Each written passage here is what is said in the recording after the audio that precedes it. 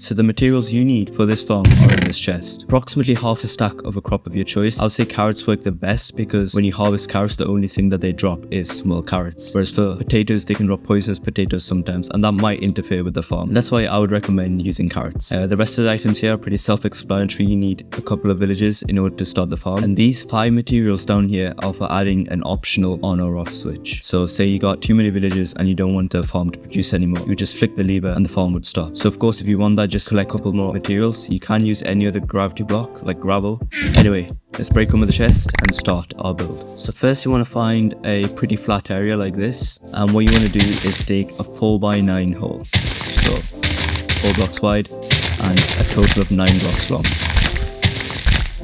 And now you want to dig out this entire area.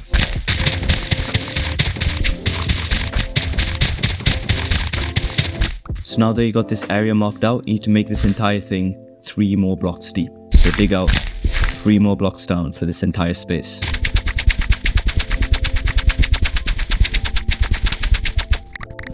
Now, if you don't have dirt here already, you need to replace it with another layer of dirt.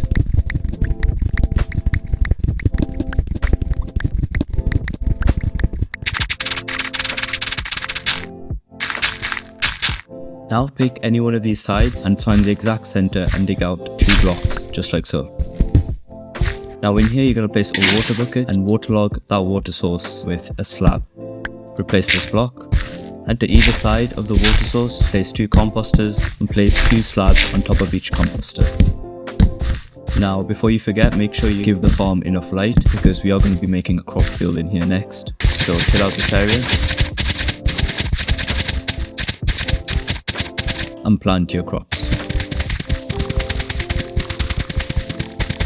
Once the villagers have enough crops in their inventory, they will actually fill in this farmland themselves, so you don't need to worry. But if you got half a stack of crops in here, you should be fine. Now on the opposite side to where the composters are, dig out these 3 blocks and the 3 blocks behind them. Now inside this space, dig out 2 blocks to each side and make it a 3 block side. Now dig out this entire wall 2 blocks back.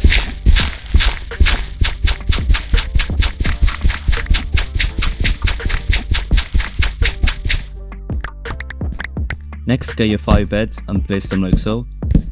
Of course, the color doesn't really matter, and make sure you light up this area as well. Then you want to grab a temporary block, place it here, and place 2 trapdoors on top of each other by crouching. That way you don't accidentally open the trapdoor. You can place a trapdoor on top of this one. Open these up, dig out this temporary block.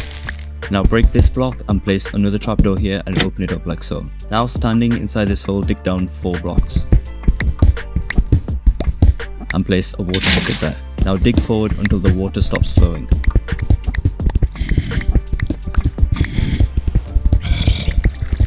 And then dig down 2 blocks, and then you can make a little room here. Now this is where your villagers are going to be kept, so you can make this as nice or as horrible as you want. But the most important thing is to make sure you light this area up. Now add a ladder back up to the surface. And at the top, to prevent zombies or pillagers getting in, add a trapdoor. Now this is where you're going to be collecting your villagers from, so maybe add like a minecart system or something down there and you'll be good to go. Now in order to get the villagers into place, all you have to do is dig out the blocks on top of the composters, just like so. And if you get your villagers close to the farm, they should automatically pathfind to these blocks and become farmers. Now you can give them a little nudge down, and if they break the farmland, you can just tilt it back. Now block off this hole and do the same for the other side. Finally, add a roof to this thing. Now at this point your farm is complete, but if you want to add an optional on-off switch, this is how. You go over to the area where your beds are placed and dig down and jump onto this block here. Now we need to break this block and replace it with a piston facing upwards and a block of sand or gravel. Anything that can get pushed up and will fall back down.